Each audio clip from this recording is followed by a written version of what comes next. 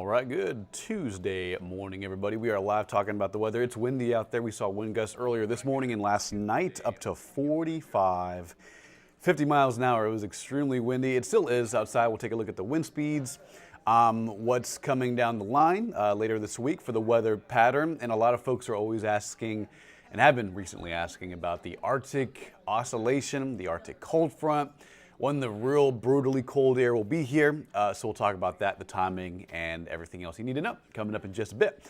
Live look outside. It is beautiful. We are looking at blue skies everywhere. Some haze maybe towards downtown, some of the cloud cover towards the east, but otherwise pretty quiet across the region. Temperature-wise, we are right around the 40s right now.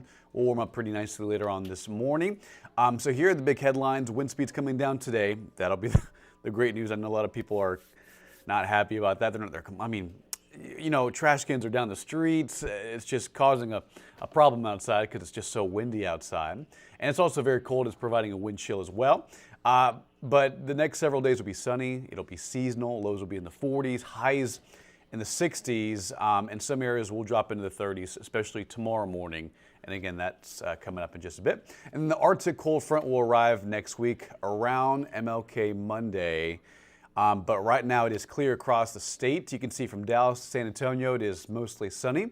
The system that brought in the rain earlier yesterday morning, is now moving east. And this is now a large dynamic weather system that is providing snowfall for parts of the Midwest and then heavy, severe rain for Georgia towards the Carolinas and northern parts of Florida, where the tail end of the cold front is moving through. But this is a large system that is providing a lot of rainfall for that part of the country, anywhere from Florida to Toronto, New York, Boston.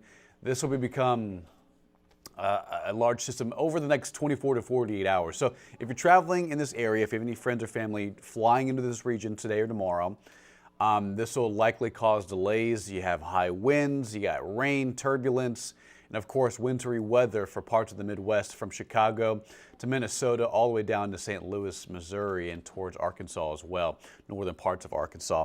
So outside right now here in San Antonio, it is clear across the state. If you're traveling, it is just nice, but it's windy and it's cold. So these lower 50s feel like the 40s when you factor in this right here. Wind gusts near 30 to 40 miles an hour. Fredericksburg at 40 miles an hour, 28 in Del Rio, 31 at George West, and 35 in areas southeast of San Antonio. Temperature-wise, we're in the 40s in the hill country, 50s across San Antonio.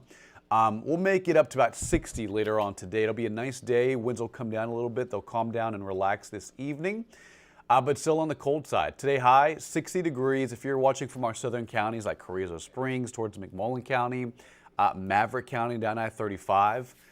Maybe some, lower to middle 60s this afternoon.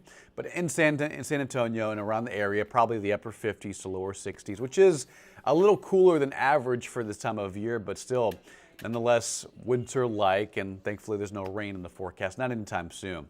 So again, tonight wind speeds relax 10 to 15 miles an hour, just a light breeze tonight. And then tomorrow morning, as winds calm down, humidity is low and the air is dry and skies are clear. That's going to mean temperatures very cold. Now, we're thinking middle 30s around San Antonio, and this model, it's not doing a good job, especially in the hill country. Anywhere from Bernie to Helotes towards the hill country, likely lower 30s tomorrow morning, maybe some upper 20s in some low-lying areas. So we're expecting a light freeze tomorrow morning for most of the area, especially along and north of I-10. So just plan accordingly. It'll be a light freeze, so at or below freezing just for a few hours, versus next week where we're expecting a hard freeze where it will be below 29 or 28 for several hours in the overnight. So that's coming up in just a bit. National temperatures, you can see across the nation it is cold, but it's even worse across Canada. You can see Yellowknife and Canada negative 36, Churchill negative 14, Dawson negative 22, Fort McMurray negative 18. So this is where the Arctic air is stored and really bottled up at this time. Now watch this. We're going to put this into motion. This is the upper level flow. And sometimes in the wintertime, lobes of the Arctic oscillation, what we call it, can branch off and move into Canada. And what that happens, it helps advance the air mass farther south towards the Dakotas, and of course, the farther south you go, towards Oklahoma, parts of Nebraska, and even towards Texas. And that's what's going to happen later on this weekend, Saturday and Sunday. But this air mass won't arrive to San Antonio, probably not until next Monday, so MLK Day. And watch what happens. You can see it pushes through right there, probably sometime Monday morning, Monday afternoon. Of course, this is still a long-range model. A lot of things can change. Precip can change. Right now, one model has it coming through dry. One model, the European model, has it coming through with rain and even freezing rain.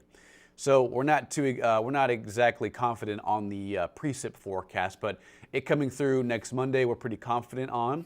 Of course, the exact timing may change either Monday morning, Monday afternoon. If it goes faster, if the front travels across the nation faster, maybe Sunday night. So we'll have to watch it very closely over the next several days. But watch this. We'll advance it through Monday night. Temperatures into the 20s Monday night, and then likely the teens early Tuesday morning. So a lot can change between now and this weekend. Right now, the next several days, very chilly in the mornings and then nice in the afternoons. As a matter of fact, tomorrow we'll be up to 68, near 74 on Thursday. Front moves through. It's a one of two in the forecast.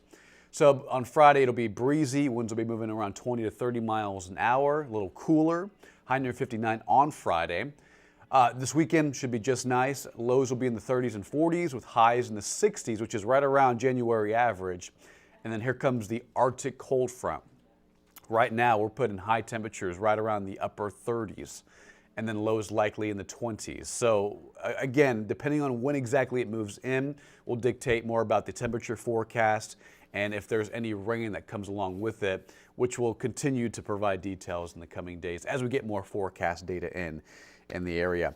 Good morning, Joanne, and good morning, Sonia. Hope you're having a wonderful start. Yeah, that's the forecast, guys. Not much to it for the next few days. Winds do relax a little bit tonight, but they still get breezy tomorrow.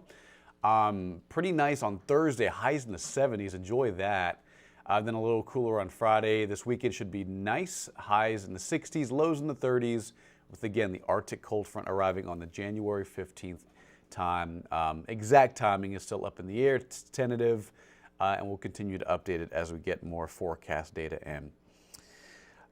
It's a quick turnaround for the cold front. Yet, Tony, what do you mean by that? So we have one front moving through on Friday, and then we have another front moving through on Monday.